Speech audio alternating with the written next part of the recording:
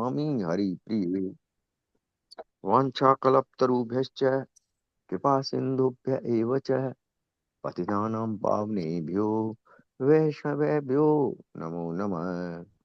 नमः ॐ विष्णुपादाय कृष्णपृष्ठाय भूतले श्रीमते भक्तिवेदांत स्वामिनित नामिने।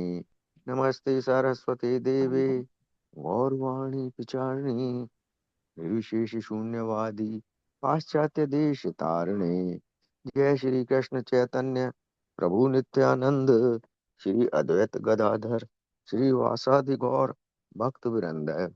हरे कृष्ण कृष्ण कृष्ण हरे हरे, हरे राम राम राम हरे हरे। हरे कृष्ण कृष्ण कृष्ण हरे हरे, हरे राम राम राम हरे हरे। हरे कृष्ण माता जी, दंडवत प्रणाम सबको। पढ़े माता जी। श्री दामोदराष्टकम्। नमामीश्वरं सच्चिदानन्दरूपं लसत्कुण्डलं गोकुले भ्राजमानम् यशोदा भियोलुकलाप्तवमानम्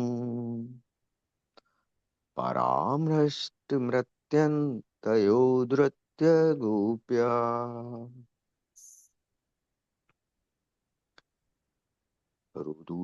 रुदन्तं रुदन्तं मुहुर्नेत्रयुग्मं रजन्तं कराम्भोजयुग्मेन सातत्कनेत्रम् महोश्वासकम्पं तरेखाडककण्ठ चितिग्रैवदामोदरं भक्तिबद्धम् इति द्रक्स्वल्लीलाभिरानन्दकुण्डे स्वघोषं निमज्जन्तमाख्यापयन्तम् तदीयेषितगेषु मत्तैर्जितत्वम् पुनः प्रेमतस्तं शतावृद्धवन्दे।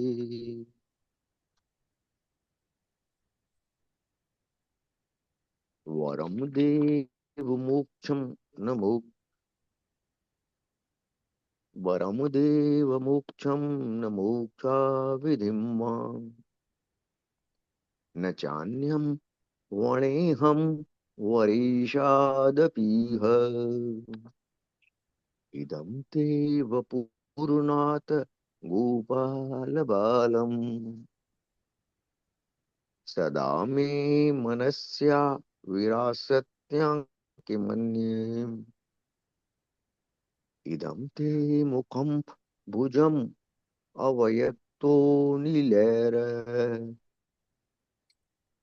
व्रतं कुन्तले स्नग्ध रक्तश्च गोप्या मौश्चुम्बितं बिम्ब रक्तां धरं मे मनस्या विरासत्ता मलं लक्षाभे।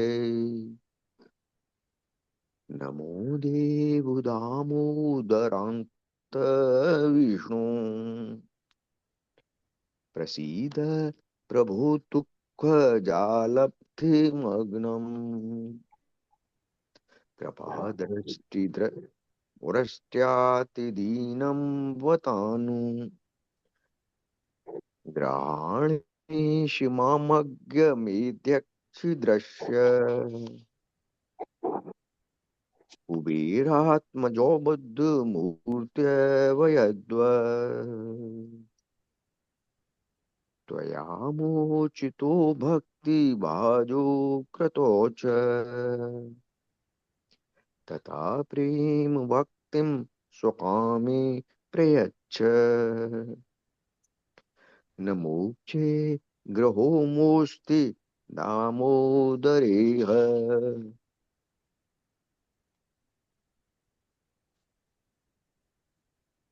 नमस्तेस्तु दाम्ने स्फुरदीप्ति धाम्ने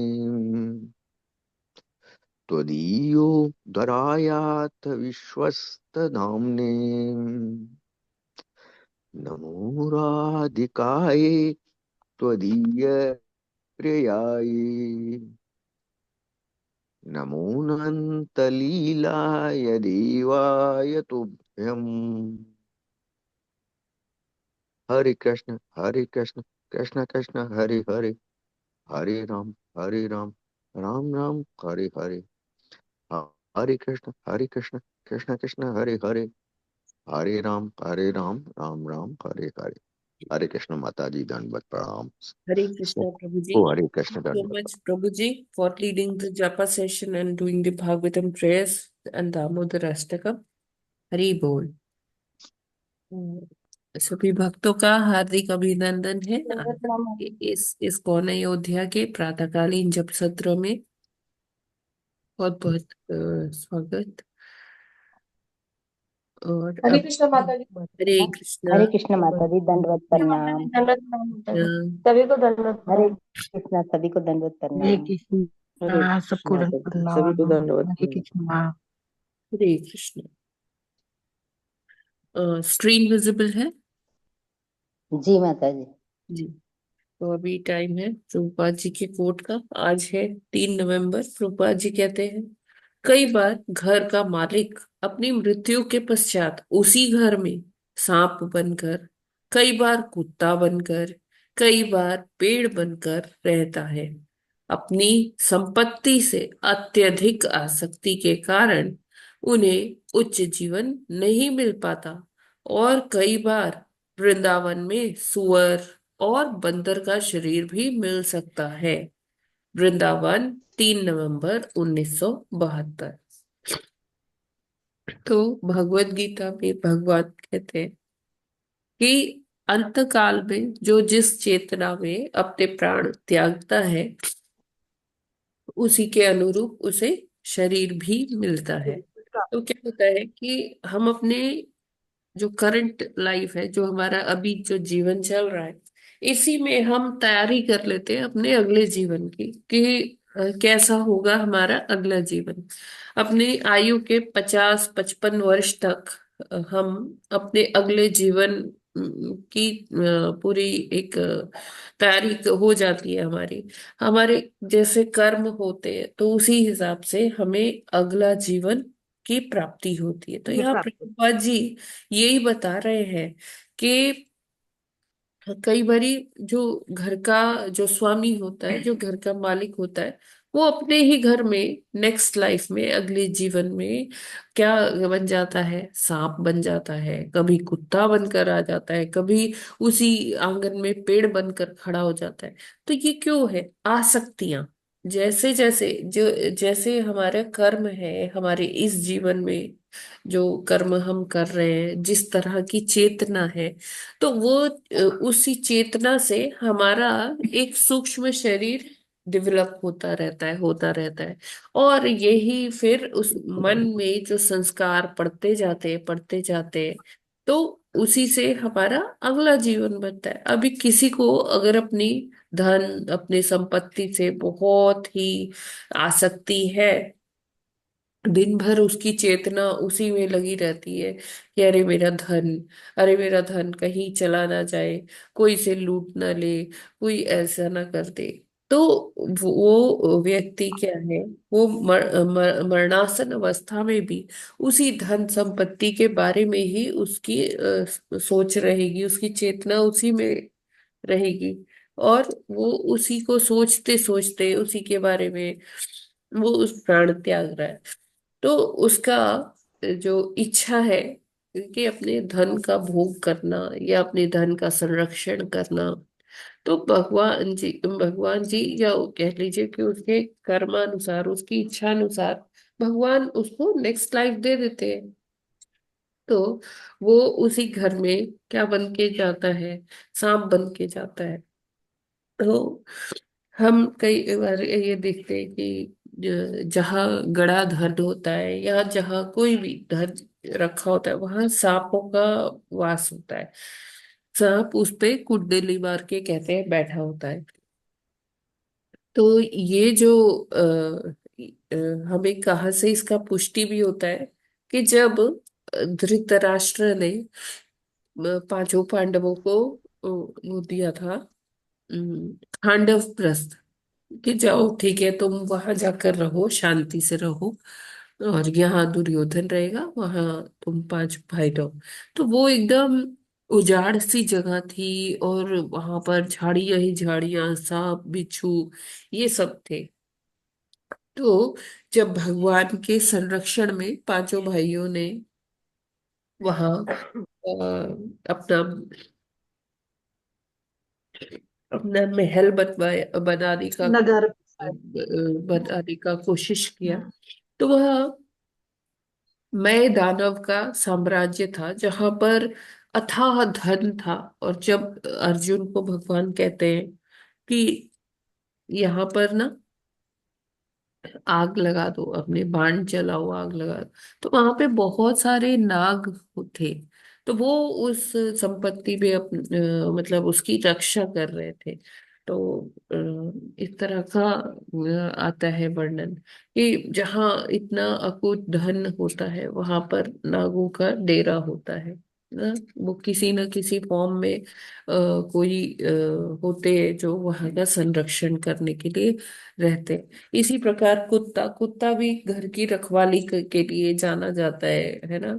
सिक्योरिटी के लिए लोग कुत्ते रखते हैं। तो वो कुत्ता जो है वो कहीं ना कहीं उस घर का कभी स्वामी रहा होगा, और वो वहां रक्षा करने के लिए वापस कुत्ते का शरीर लेके आ जाता है। कोई पेड़ बन जाता है इसी तरह हम्म। से। मतलब कहीं कहीं उनकी इच्छा जुड़ी होती है तो उनको उस वैसा अनुरूप शरीर मिलता है। तो संपत्ति से यहाँ हमें पता चलता है कि हमें ज्यादा आसक्ति नहीं रखनी चाहिए, क्योंकि ये संपत्ति भौतिक है, यही रह जाने वाली है। और उसकी वजह से हमें हमें अपना पूरा ये एक जीवन वेस्ट करना पड़ेगा, जन्म मृत्यु के चक्र में फिर से आना पड़ेगा।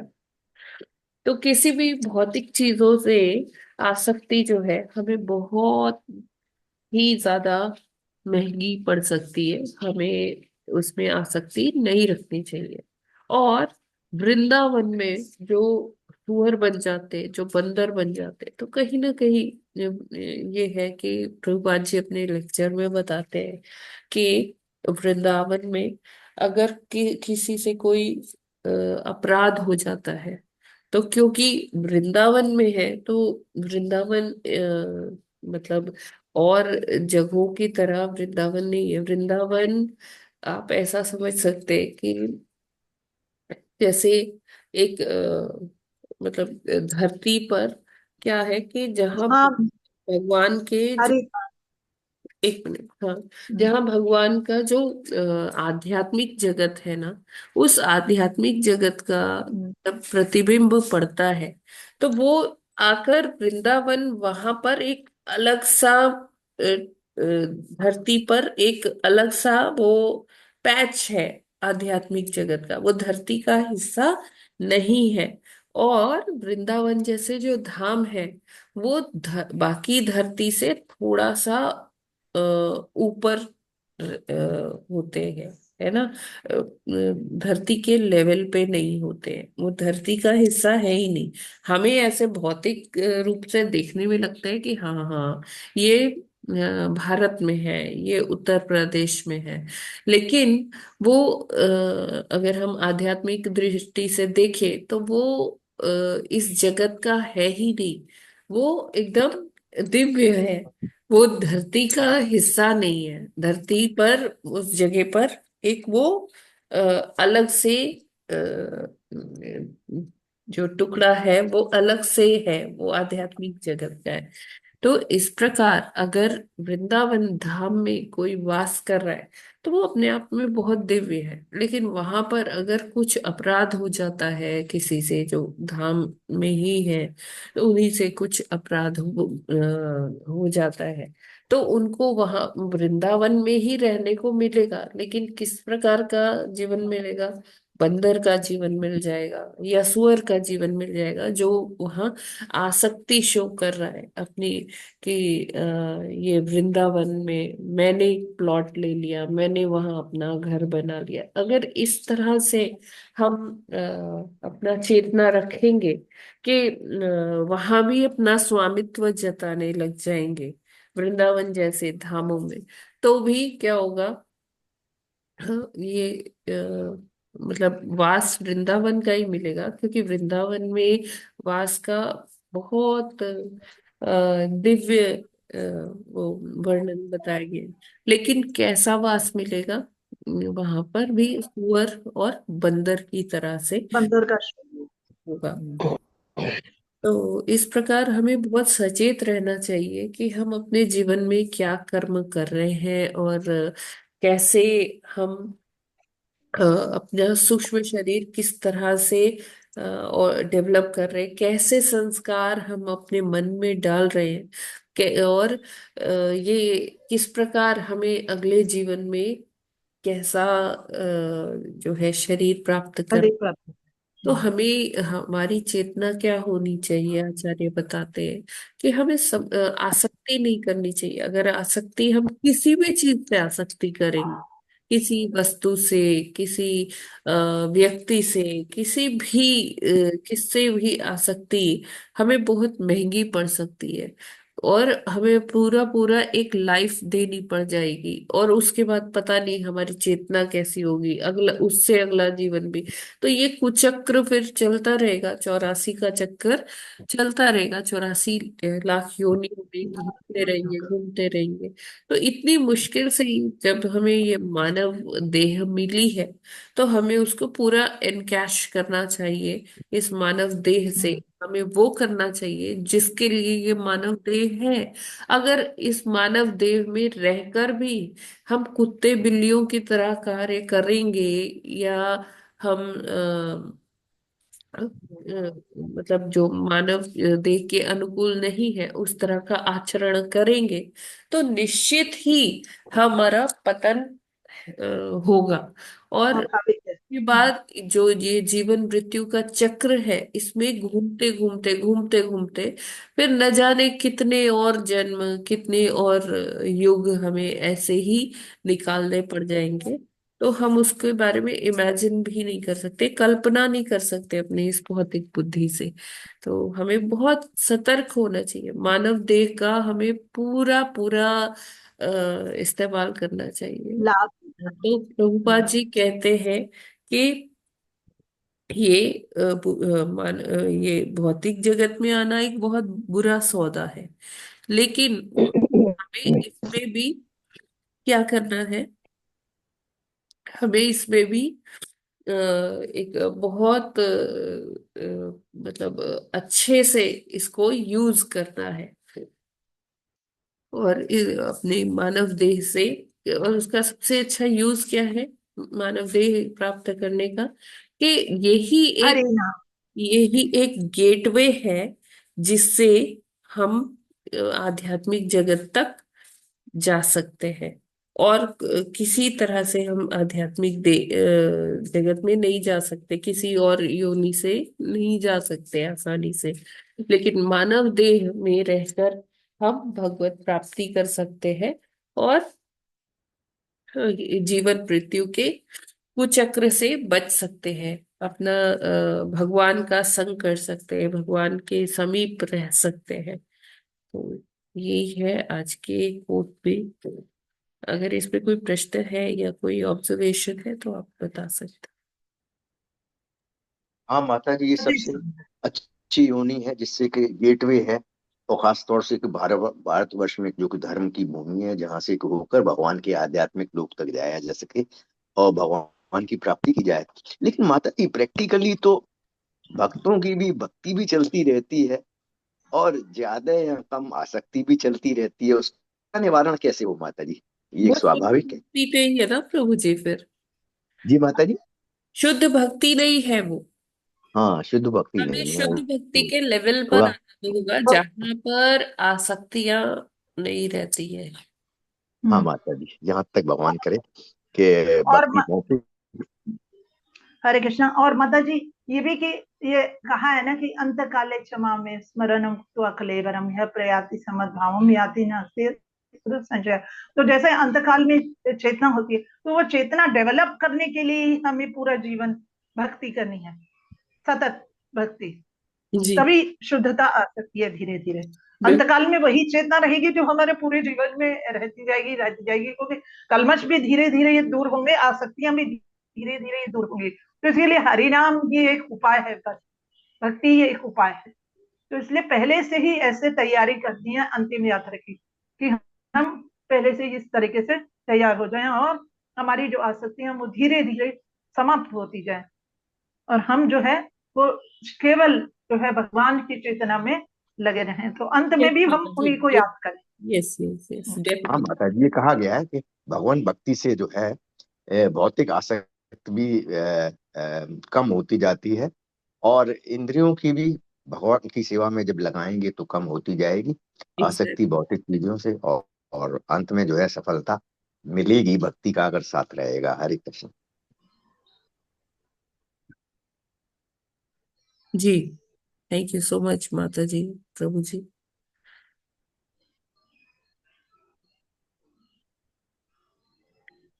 तो अभी हम चलते हैं भागवतम के प- 16वां अध्याय। आज हमें 16वां अध्याय करना है।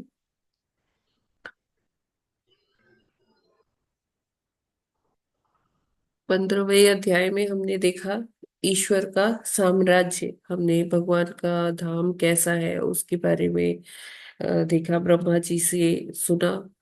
और ब्रह्मा जी से सुना कि कैसे भगवान ने आकर शांत किया मुनि कुमारों को अपने दर्शन देकर। भगवान का दर्शन इतना सुमधुर, इतना मोहक है कि जो चार कुमार हैं, जो वो इतने उत्तेजित थे, इतने क्रोध में थे, उनका क्रोध तुरंत ही शांत हो गया। इसको देखकर, भगवान का मनोहर रूप देखकर। और भगवान ने जय विजय को भी सांत्वना दी, और भगवान ने चार कुमारों को भी शांत किया। और इस प्रकार जो ये ईश्वर का साम्राज्य जो हम पढ़ रहे थे, उसमें हमने देखा कि कैसे मुनियों का व्यवहार होना चाहिए प्रभुपा जी के तात्पर्यों के माध्यम से। और कैसा जो भगवान के भी अगर पार्षद है, तो हमें अपने जो पद प्रतिष्ठा जो भी हमें मिली है वो ईश्वरी कृपा से ही मिली है, और हमें उस उसका अनायास ही उसके लिए अभिमान या स्वामित्व की भावना या अपने अपने को कर्ता मानना, जो ये कर्तापन का बोध है, ये हमें कहीं ना कहीं हमें आगे चल के बहुत हमें वही जीवन मृत्यु के कुचक्र में डाल देता है।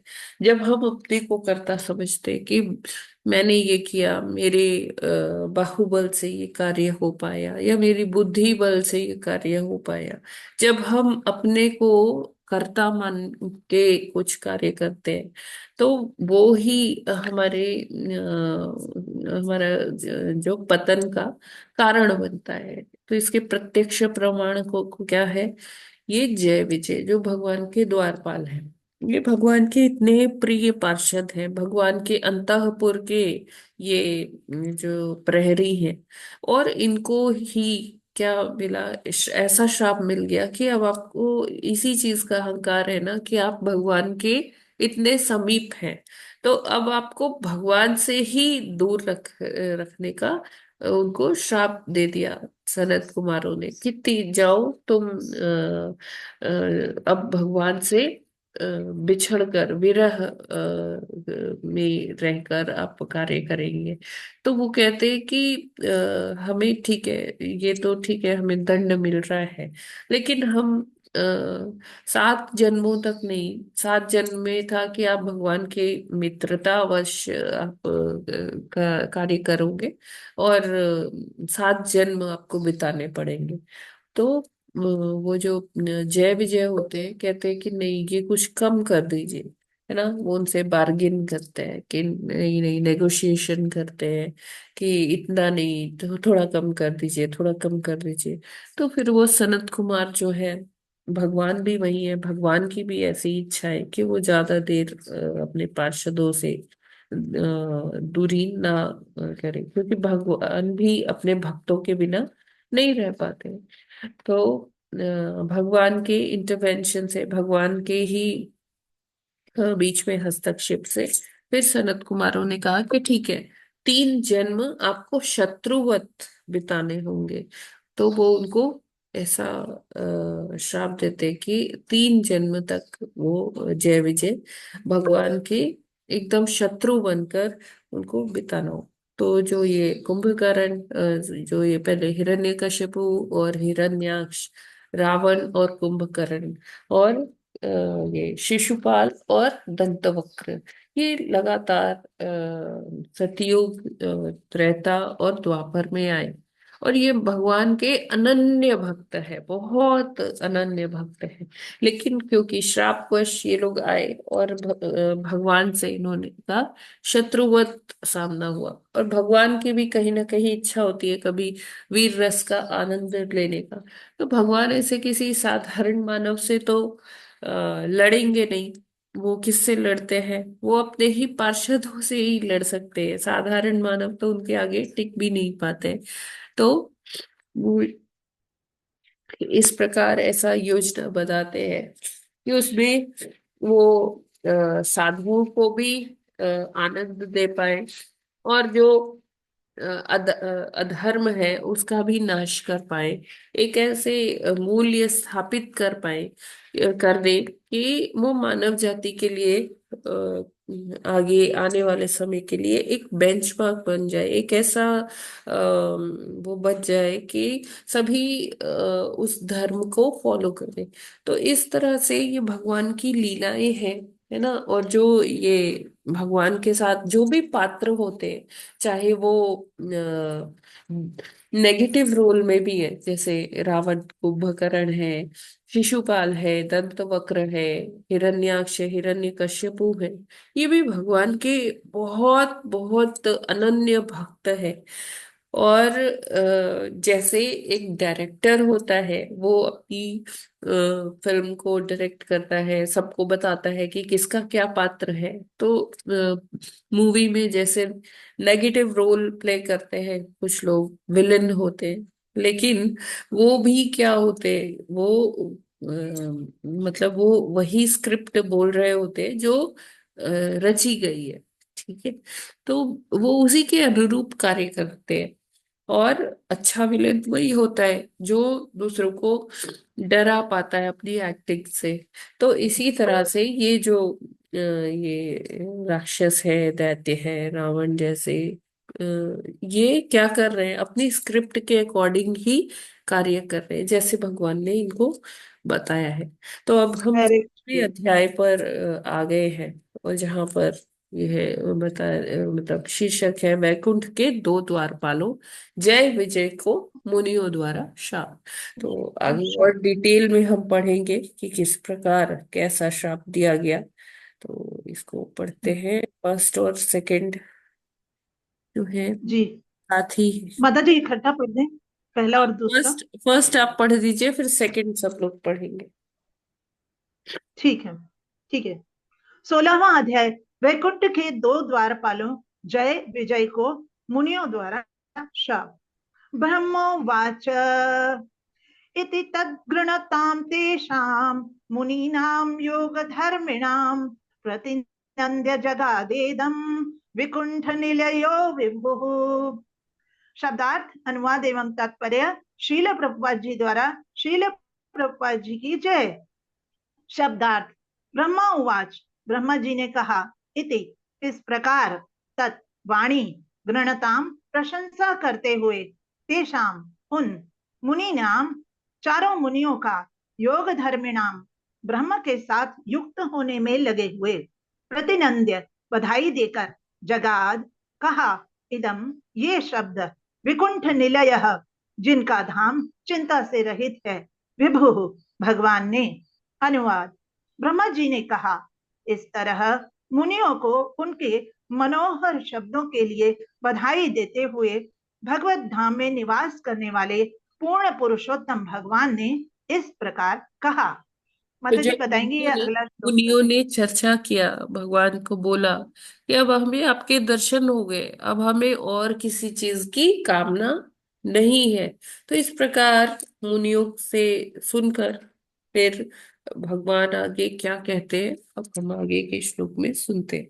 यस माता जी। दूसरा श्लोक। श्री भगवान उवाच, एतौ तौ पार्षदौ मह्यं जयो विजय एव च कदर्थीकृत्य मां यद्वो बहवः क्राताम् अतिक्रमम्। हरे कृष्ण। कृष्ण इतौ तौ पार्षदो मह्यं जयो विजय एव च कदर्थीकृत्य मां यद्यो वव्रक्रातामतिक्रमम्।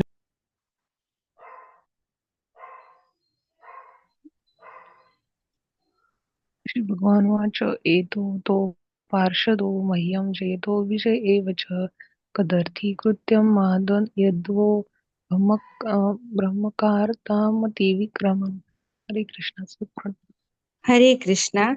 सबको सादर प्रणाम। हरे कृष्णा माता जी। श्री भगवानुवाच एतौ तौ पार्षदौ मह्यं जयो विजय एव च कदर्थीकृत्य मां यद्वौ बह क्रातामि मतिक्रमम्। बहु अक्राताम अतिक्रमम्। हरे कृष्णा। हरे कृष्ण। श्री भगवान उवाच एतौ तौ पार्षदौ मह्यं जयो विजय एव च कदर्थीकृत्य मां यत्वो बहुक्राताम् अतिक्रमम्। हरे कृष्णा माता जी, दंडवत प्रणाम। सभी भक्तों को प्रणाम। हरे कृष्णा। श्री भगवानुवाच एतो ततो पार्षदो मह्यं जयो विजय एव च कदर्थीकृत्य माम यदो वह्यं क्राताम अतिक्रमम्। हरे कृष्णा।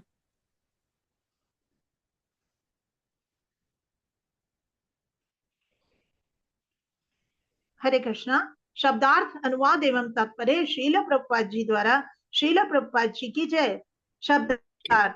श्री भगवान उवाच, भगवान ने कहा, एतौ ये दोनों, तौ वे, पार्षदौ परिचर, मह्यम मेरे, जय जय नामक, विजय विजय नामक, एव निश्चय ही, च तथा, कदर्थीकृत्य अवहेलना करके, माम मुझको, यद जो वह तुम्हारे विरुद्ध बहु अत्यधिक अक्राताम किया है, अतिक्रमम अपराध।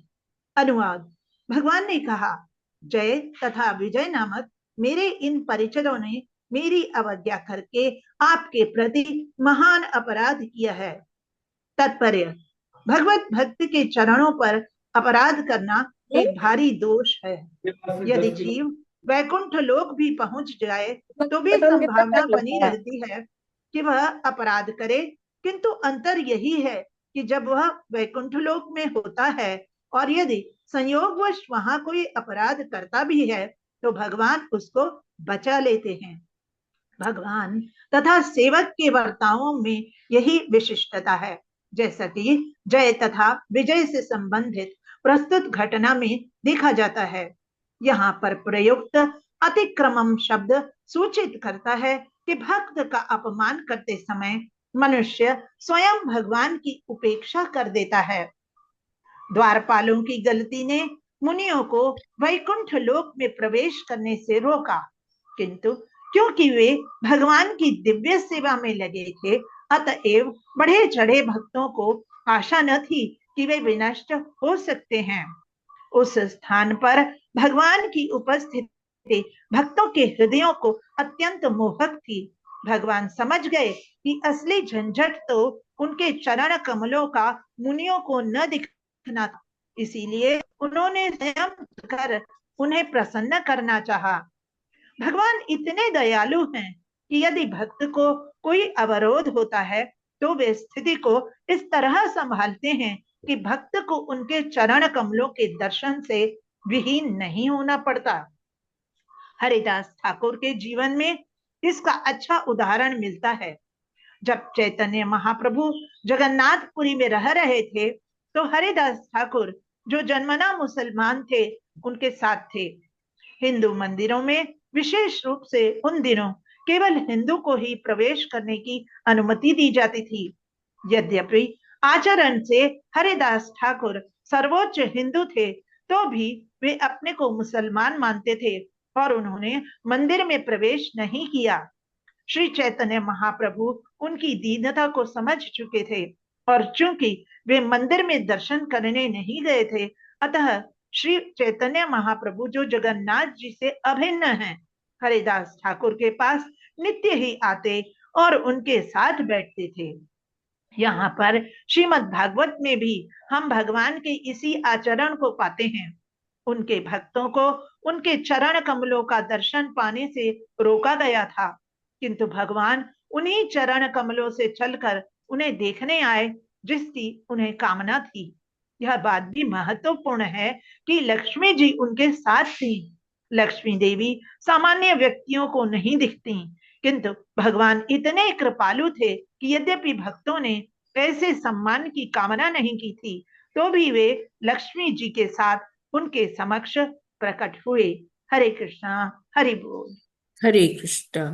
तो यहाँ हम भगवान के जो चरित्र है, क्या भगवान का जो आचरण है, जो भगवान अपने एग्जाम्पल से स्टैंडर्ड सेट करते हैं, वो हम यहाँ पर देख पा रहे हैं, है ना। भगवान यहाँ एक एक तरफ तो भगवान यहाँ उनसे अपनी निकटता दिखाते हैं, कहते हैं ये मेरे परिचारक है, मेरे ये पार्षद है।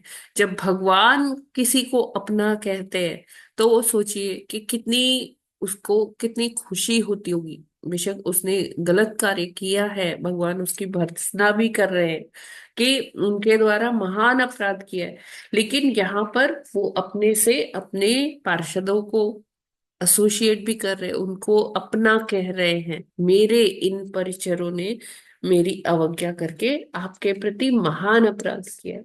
तो भगवान जैसे कि होता है ना कि एक जब अपनापन होता है, जैसे मान लीजिए एक बच्चा है जिसने गलत कार्य किया किसी के प्रति, तो माता पिता उनसे क्या कहते हैं कि हम आपसे इसके लिए क्षमा याचना करते हैं, आप इसे माफ कर दीजिए, ये हमारा बच्चा है।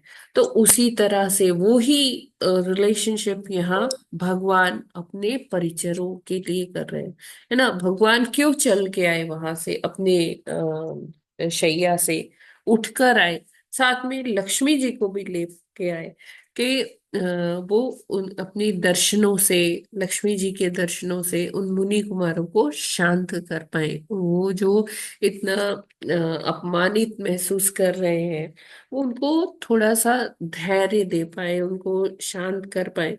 तो भगवान स्वयं आते हैं और साथ में क्या है, जो उनके जो द्वारपाल हैं दोनों, जय और विजय, उनको अपना भी कह देते हैं। तो यही जो एक जो कुशल जो प्रशासक है, जो प्रबंधन करते हैं, मैनेजमेंट करते हैं, तो यहाँ उनके लिए सीख है कि उनके संरक्षण में बहुत सारे एम्प्लॉयज हैं जो कार्य करते हैं, बहुत सारे लोग हैं।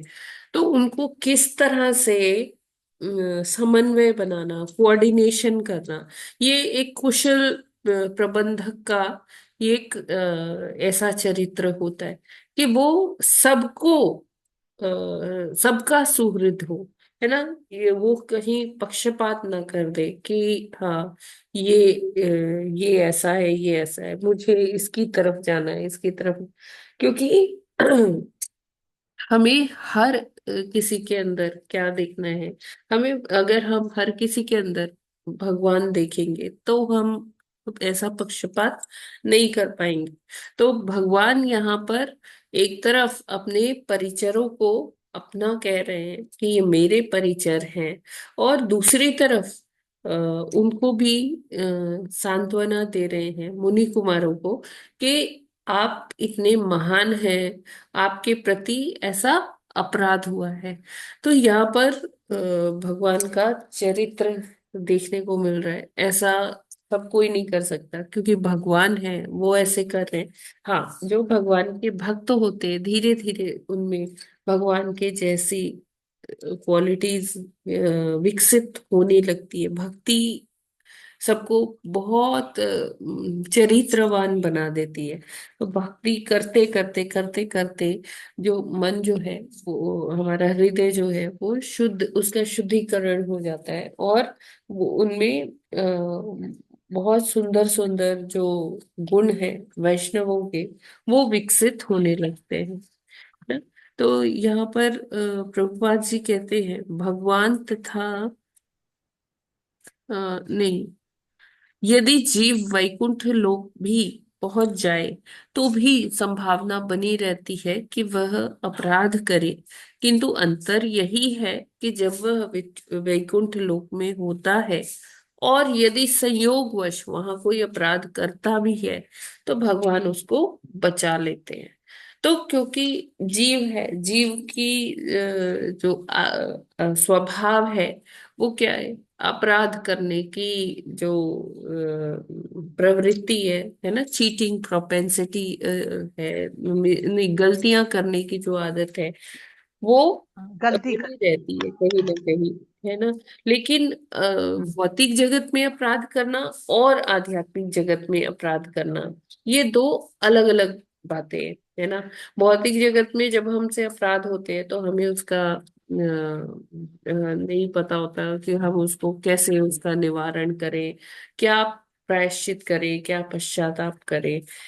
आध्यात्मिक जगत में व्यक्ति को जैसे ही बोध होता है वो तुरंत पश्चाताप वाले मोड में आ जाता है। और दूसरा चीज है कि भगवान उसको उस मतलब अपराध तो वो कर रहा है लेकिन भगवान उसको बचा लेते हैं। भगवान ऐसा नहीं है कि हमें यहाँ भौतिक जगत में हम तो कहते हैं ठीक है तुम जैसे मर्जी जो भी करो, ऐसा नहीं है।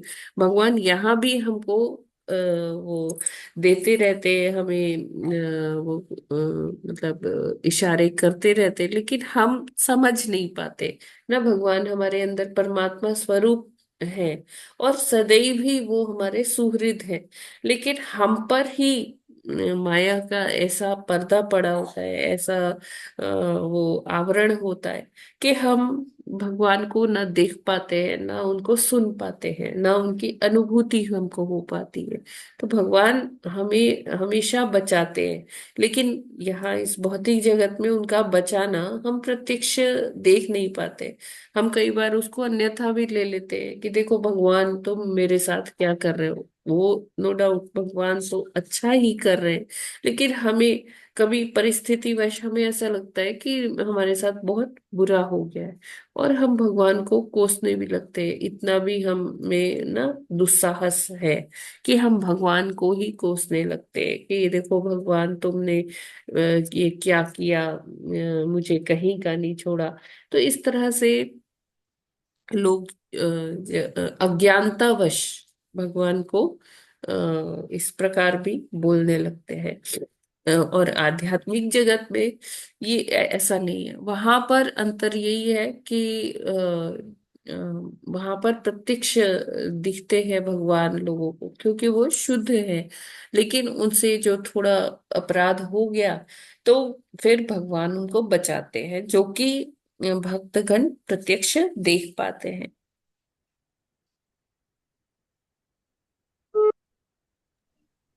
माता जी वहां पर जल्दी पश्चाताप करना शुरू कर देते हैं ना, हम आरंभ कर देते हैं ना, हाँ, जैसे ही शुद्धता है ना जिससे माता थोड़ी जी, बहुत होते हृदय की शुद्धता है ना, यहाँ पर हैं। इसलिए शुद्धता नहीं है।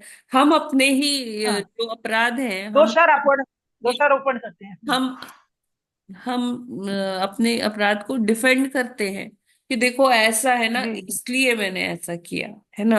हम हम्म उसको जल्दी एक्सेप्ट नहीं करते कि हमने अपराध किया है ना। अपराध हम्म बोध हम्म में हम नहीं आते हैं। हम्म। ठीक है, अगर हम अतिक्रम हम आप इसीलिए कर होता है। लें है ना, तुरंत ही हम्म एक्सेप्ट कर लें कि हाँ हाँ हमसे ये गलती हुई है, ये अपराध हुआ है, तो क्या होगा कि हम्म हम उसका जैसे ही हम भी पश्चाताप के मोड में आ जाएंगे, तो हमें हम्म। भी इसका दंड भुगतना नहीं पड़ेगा।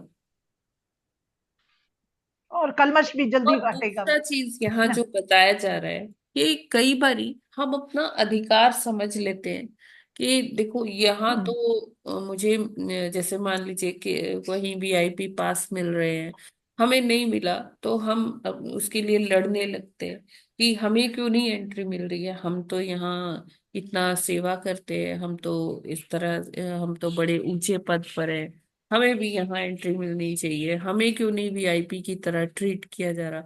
उसमें लोग कई बारी गुस्सा हो जाते हैं। इवन आपने देखा होगा सड़कों पे भी क्या होता है कि जब चलते हैं तो लोग मतलब नियम भी तोड़ते हैं, और उसके बावजूद वो बिल्कुल सोचते हैं उल्लंघन। कि उनको उसका पेनाल्टी भी ना देना पड़े, है ना, भुगतना पड़े। जी तो जी जी। वो अपने हम्म वीआईपी सोर्सेस लेके आते हैं बीच में, है ना, कहते हैं कि देखो हम्म हम तो मंत्री हैं या मंत्री के बेटे हैं, या अपना कोई भी दूर का हम्म रिलेशन निकाल लेते हैं कि हम इस तरह से हम्म। इतने ऊंचे पद पर हैं, हमारी प्रतिष्ठा ही अलग है, हमें तो वीआईपी लाइन में जाना चाहिए, हमारे लिए सारी प्रोटोकॉल्स तोड़वाने को वो तैयार हो जाते हैं। छोड़वा दे। बिल्कुल। तो हम्म हमें लगता है कि हम जहाँ जा रहे हैं तो हमारे लिए एक विशेष ट्रीटमेंट होना चाहिए। तो जैसे यहाँ हम्म प्रभुपाद जी लिखते हैं, द्वारपालों ने गलती से मुनियों को वैकुंठ लोक में प्रवेश करने से रोका, किंतु क्योंकि हम्म वे भगवान की दिव्य सेवा में लगे थे, अतएव बढ़े चढ़े भक्तों को आशा न थी कि वे विनष्ट हो सकते हैं। उस उस स्थान पर हम्म भगवान की उपस्थिति, जब भगवान वहां आते हैं, भगवान की जो प्रेजेंस है, उपस्थिति है, वो सारा जो जो सीन एकदम जहां पर एकदम गुस्सा, दोनों पक्ष एक दूसरे पर हावी हो रहे थे, तो हावी। भगवान वहां अपनी उपस्थिति से सब जो है सीन जो इतना बिगड़ चुका था उसको बदलते रहे। कंट्रोल करते हैं, उसको एकदम हाँ बदलते रहे। दोनों तरफ से वो लोग संयमित हो जाते हैं। और भगवान की प्रेजेंस इतनी पावन है, इतनी सुंदर है कि वहाँ वो सारा जो बिगड़ चुका है माहौल, भगवान उसको संभाल लेते हैं। तो यहाँ वर्णन आता है कि किस प्रकार भगवान स्वयं चल के आते ना, भगवान के दर्शन देने उन मुनि कुमारों को जो मुनि कुमार आना चाहते थे, अंदर प्रवेश पाना चाहते थे। भगवान उनके लिए स्वयं उठकर आते हैं, अपने चरण कमलों का, अपने पूरे मुखारविंद का सब दर्शन उनको देते हैं। और इन्हीं दर्शनों से ये जो मुनि कुमार है, ये शांत होते हैं। और ये हम प्रत्यक्ष देख सकते हैं कि अगर हम में धैर्य होना, तो हम जो चाह रहे हैं वो अपने आप वो हो जाएगा। लेकिन अगर हम उसके लिए अपना अधिकार, अपना पद प्रतिष्ठा बीच में ले आते हैं, तो फिर वहां पर जो चीजें हैं वो बिगड़ जाती है। जैसे हरिदास ठाकुर हम जानते हैं, इतने शुद्ध भक्त है कि भगवान के पवित्र नाम दिन में वो 192 माला करते थे, रोज इतना करते थे, और बहुत ही शुद्ध भक्त थे। तो लेकिन अगर वो मतलब वहां वो जाकर जगन्नाथ जी के द्वार पर जाकर वो सीन नहीं क्रिएट करते, नहीं नहीं देखो मैं कितना बड़ा भक्त हूँ, मुझे अंदर तो प्रवेश मिलना ही चाहिए। ऐसा नहीं है कि वो वहां लड़ते थे। वो जानते थे कि वो क्योंकि जन्म से मुसलमान परिवार में आए थे, तो इससे क्या है कि उनको जगन्नाथपुरी में एंट्री नहीं मिलेगी, क्योंकि जगन्नाथ पुरी में जो टेम्पल है वहां पर केवल जो हिंदूज है उनको ही अंदर प्रवेश करने को की अनुमति है। बाकी और जो धर्म और पंथों से जो लोग हैं उनको अंदर एंट्री नहीं मिलती है। तो हरिदास ठाकुर को ये नियम पता था। उन्होंने कभी ऐसा चेष्टा नहीं की कि देखो मैं कितना महान भक्त हूँ, मैं रोज 3 लाख नाम लेता हूँ। तो उन्होंने कभी भी इस प्रकार से कभी भी ये जताने का कोशिश नहीं किया। वो हमेशा अपनी दीनता ही स्वीकार करते रहे। मैं तो बहुत तुच्छ हूँ, मैं तो बहुत पापी हूँ, मैं तो बहुत ही अकिंचन हूँ, है ना। और ये तो भगवान की कृपा है जो वो मुझे दर्शन दिए। तो चैतन्य महाप्रभु जो स्वयं कृष्ण है, स्वयं जगन्नाथ है, वो ये चीज समझ गए। और वो उनकी जो दैन्यता है, वो जो शो कर रहे थे इतने महान भक्त होने के बावजूद भी, वो यही दिखाते थे कि मैं से तुच्छ और कोई नहीं है। मैं तो इतना पापी हूँ कि मेरे को ऐसे परिवार में जन्म मिला कि जहाँ कृष्ण को कोई जानता ही नहीं, जो भगवान को जो लोग मानते ही नहीं है। तो ये तो मेरी अधमता है, मेरा पाप है, इसी कारण मुझे ऐसे परिवार में जन्म मिला। तो वो इस तरह से अपनी दैन्यता शो करते, अपनी दीनता दिखाते, दर्शाते हैं। तो हमें भी तृण के समान क्या होना चाहिए, अपने आप को तुच्छ समझना चाहिए, है ना। तृणादपि सुनिचेन तरोरपि सहिष्णुना अमानी न मान देन कीर्तनिया सदा हरि। हमें अपने मान की चिंता नहीं करनी चाहिए, लेकिन हमें दूसरों को उतना ही मतलब मान और ज्यादा देना चाहिए। अपने मान की अगर हम चिंता करते रहेंगे तो सदैव अहंकार में ही दबे रहेंगे। और जब तक हमारे अंदर अहंकार रहेगा तब तक हम कोई भी आध्यात्मिक रूप से तो बिल्कुल भी उन्नति नहीं कर सकते। तो यहाँ आध्यात्मिक पटल पर अगर देखा जाए तो आध्यात्मिक पटल पर जो श्री हरिदास ठाकुर जी थे, वो मतलब उन्होंने एक स्टैंडर्ड सेट कर दिया था कि किस प्रकार भगवान का नाम लेना है। वो उसमें एकदम हम ऐसा समझ सकते हैं कि स्पेशलिस्ट एक्सपर्ट वो थे, है ना। तो चैतन्य महाप्रभु ये सब देखिए कि इतना सब करने के बाद भी वो अपने आप को वीआईपी ट्रीटमेंट्स नहीं देना चाहते, वो तुच्छ ही बने रहना चाहते हैं। तो चैतन्य महाप्रभु ने उनको बोला कि वो उनको रोज दर्शन देने वो स्वयं आएंगे। और वो क्या करते थे चैतन्य महाप्रभु, पहले वो जगन्नाथ जी का दर्शन करने जाते थे और वहां से भोग लेकर हरिदास ठाकुर के पास आते थे, उनको दर्शन देते थे। तो चैतन्य महाप्रभु और जगन्नाथ जी में, भगवान कृष्ण में कोई भेद नहीं है, वो एक ही है ना। चैतन्य महाप्रभु जो है युगल अवतार है श्री कृष्ण और श्रीमती राधा रानी के। जैसे शरीर कृष्ण का है और अंदर से भाव कैसा है, श्रीमती राधा रानी का है, ऐसे हैं चैतन्य महाप्रभु। करुणा के सागर हैं। तो जब उन्होंने देखा कि हरिदास ठाकुर इतना शुद्ध भक्त है, लेकिन फिर भी वो अपने को वीआईपी ट्रीटमेंट देने से बच रहे हैं, वो ये चेष्टा नहीं करते कि नहीं नहीं मुझे तो जगन्नाथ जी का दर्शन करना ही है। कैसे नहीं करवाओगे तुम जगन्नाथ जी का दर्शन मुझे। तो वो जानते थे कि वो नहीं कर सकते, ऐसा अलाउड नहीं है।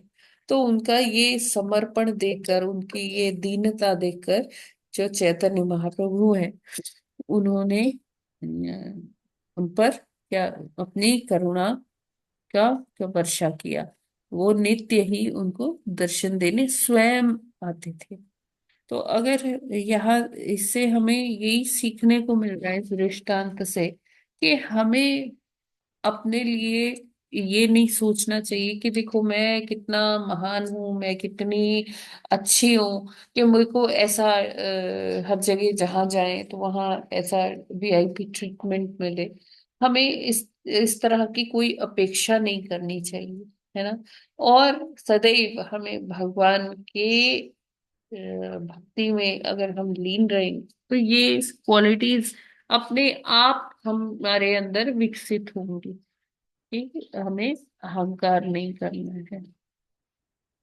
ठीक है, और फिर उससे हमारी जो वांछा है, जैसे हरिदास ठाकुर की अंदर से तो वांछा थी ना, इच्छा थी कि वो भगवत दर्शन करें, लेकिन वही है कि वो भगवान नाम में और भगवान में कोई भेद नहीं करते थे। भगवान का नाम भी उतना ही शक्तिशाली है जैसे कि भगवान, कुछ भेद नहीं है। भगवान का नाम, भगवान की लीलाएं सब भगवान से अभिन्न है।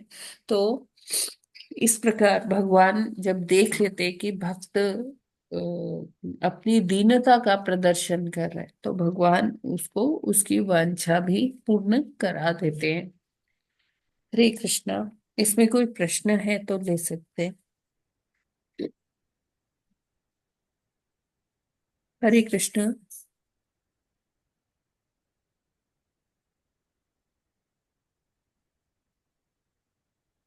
हरे कृष्ण। माता जी अच्छे से समझ आया। मेरी आवाज आ रही है? अच्छा जी। जी जी माता जी अच्छे से समझ में आई। इस किसी का कोई टिप्पणी, कोई ऑब्जर्वेशन?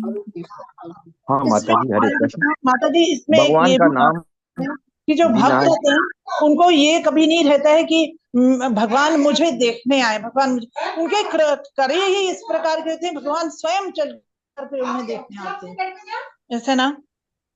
माता जी बैकग्राउंड वॉइस बहुत है।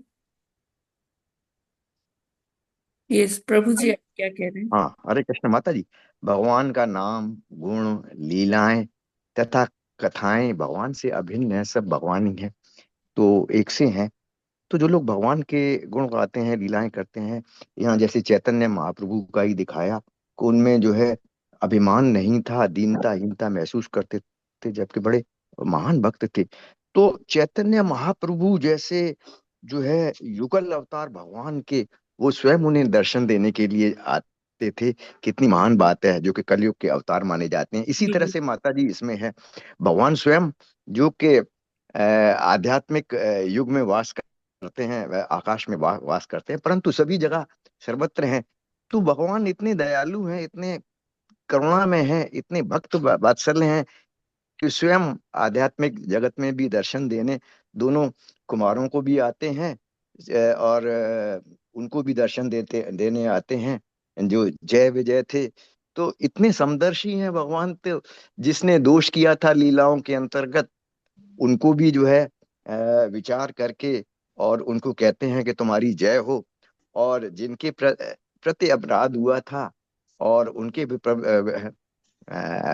प्रति भी बहुत ही विनम्र हैं, तो ऐसे महान भक्त जी जी। भगवान को जो सर्वव्यापी हैं, यदि हम रोज भगवान के नाम का जो है गुणगान करें और भगवान का नाम लें, तो भगवान जो है दर्शन बिल्कुल देते हैं। प्रभु। आध्यात्मिक युग में तो हम समझ नहीं पाते हैं, लेकिन यहाँ तो हमने देख लिया। यहाँ भौतिक जगत में तो हम समझ नहीं पाते हैं, परंतु आध्यात्मिक जगत में तो इस जो है इससे हमने समझ लिया कि भगवान उन लोगों को दर्शन भी देते हैं। हरे कृष्ण। इसलिए भक्ति में लगे रहना चाहिए, पीछे नहीं हटना चाहिए। हरे कृष्ण।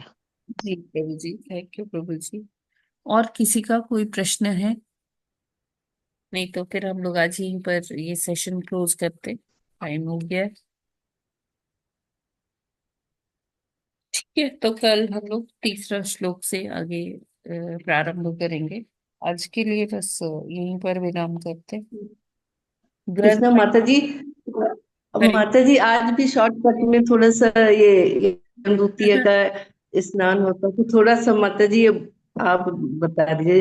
ये जब यमुना माता खो गई, ये ये यमराज यम को याद द्वितीया आई। का त्योहार है आज। मत ये यम द्वितीया के नाम जी से माता जानते हैं, है ना। जी लेकिन जी माता जी, सुना समय के दीजिए। साथ साथ इसे भाई दूज, भैया दूज ऐसा बोलने जाने लग गया। तो ये यम द्वितीया जी है। जी यम द्वितीया क्या है कि आज के दिन जो शिव जो यमुना मैया है, यमुना मैया ये पुत्री है किसकी? सूर्य भगवान की पुत्री है यमुना मैया। और यमराज भी जो है वो सूर्य देव के पुत्र हैं। तो मतलब इनमें बहुत प्रेम था, यमराज जी बालपन में, यमराज जी और यमुना मैया में। तो लेकिन समय के साथ साथ जब यमराज जी को ये कार्यभार सौंपा गया कि आपको ये संभालना है लोगों का कर्म देखकर उनको स्वर्ग, नरक या अन्य लोकों में ट्रांसफर करना है।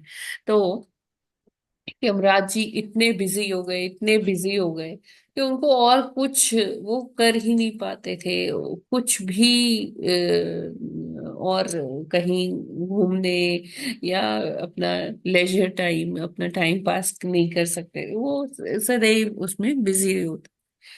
और इस काम में उनका हाथ कौन बटाते हैं? उनके सेक्रेटरी जो है वो चित्रगुप्त जी महाराज है। तो आज उनका भी विशेष पूजन होता है, चित्रगुप्त जी महाराज का। और कलम दवात की पूजा भी होती है आज, है ना। तो कलम दवात की पूजा क्यों होती है? क्योंकि चित्रगुप्त महाराज वो लेखनी और ये उसमें जो पुस्तक होती है, और उसमें वो लिखते रहते हैं कि किसका क्या कर्म है, कैसा है। तो उनके पास पूरी एक सबका एक चिट्ठा होता है। तो आज के दिन क्या होता है कि यमुना मैया बुलाती है, यमराज जी को इनविटेशन देती है नारद जी के थ्रू कि आप आए और अपनी बहन की सुध ले। जो आप इतने वर्ष हो गए, इतने युग बीत गए, आपने कभी सुध नहीं ली। तो यमराज जी को नारद जी बताते कि ऐसे ऐसे यमुना मैया ने बोला है, तो आपको जाना चाहिए। तो यमराज जी कहते मैं कैसे जाऊंगा? यहाँ का अगर जाऊंगा तो कितना काम पेंडिंग हो जाएगा, और कितना तो अभी वो चल रहा है। अभी लोग कितने कतारों में खड़े ही हैं, तो मैं यहाँ से कैसे जा सकता हूँ? लेकिन फिर भी वो एक दिन का अवकाश लेके जाते, यमुना मैया के पास उनसे मिलते हैं। तो यमुना मैया जब वो पहुंचते हैं तो उनका तिलक करती हैं, उनको भोजन कराती है ना। और उसी के बाद वो उनको बोलती है कि अब आपको साल में ऐसे एक बार तो कम से कम मेरी सुध लेने आया करो। तो इसी प्रकार तब से यमुना मैया और यमराज जी का आशीर्वाद है कि जो भी भाई और बहन आज के दिन यमुना जी में स्नान करके और फिर बहन तिलक करती है वो भाई का, है ना, उनको भोजन करवाती है। तो उनका मतलब आशीर्वाद मिलता है यमुना मैया का और यमराज जी का। और इसी प्रकार चित्रगुप्त पूजा होती है, कलमदवात की पूजा करते हैं आज, है ना, जिससे चित्रगुप्त जी महाराज वो लिखते हैं और करते हैं। तो इसके पीछे भी काफी कथा है माता जी, जो यहाँ चित्रगुप्त जी के भी हम लोग आज जा रहे हैं, उनका भी करना। अयोध्या में उनका विशेश वो एक का टेम्पल है लिखा जोखा चित्रगुप्त महाराज है का। कि वो हरे कृष्ण माता जी, हाँ, चित्रगुप्त जी की पूजा पत्र लेखन होता है हम लोग का कुल के, जो हमारे कुल यस, देवता हैं, यस माता जी, हम लोग करते हैं। और वो हम सभी का कर्मों का लेखा जोखा रखते हैं अपने पास। एग्जैक्टली। तो आज हम्म। यहाँ अयोध्या में एक विशेष मंदिर है जो श्री रामचंद्र जी ने ही चित्रगुप्त जी महाराज का यहाँ पर बनवाया। बन मतलब उन्होंने ही जी। कहा था कि अगर यहाँ आप इनका दर्शन नहीं करते तो वो दर्शन आपके अधूरे रहेंगे, क्योंकि चित्रगुप्त जी महाराज का जो कार्य है, वो भी यमराज जी की थी बहुत हम्म, विशेष कार्य है। और हम्म, मतलब जैसे मे बी उनको पूरा क्रेडिट नहीं मिला था, तो श्री रामचंद्र जी ने हम्म, यहाँ पर काफी अपने, क्योंकि चित्रगुप्त जी अनन्य भक्त हैं भगवान के, तो सब हम्म, यहाँ मंदिर है, वहां पर पूजा होती है। ठीक है, तो इसी के साथ हम आज यहाँ विराम करते हैं। सभी को यम धन्यवाद माता महोत्सव जी। की बहुत बहुत शुभकामनाएं। चित्रगुप्त पूजा की भी आप सभी को बहुत शुभ। हरे कृष्णा। हरे कृष्णा हरे कृष्ण। ग्रंथराज वांछा श्रीमद् भागवतम की, की जगत गुरु जय। श्रील प्रभुपाद की जय। जी की जय। जय नामाचार्य हरिदास ठाकुर की जय। कार्तिक मास महा महोत्सव की जय।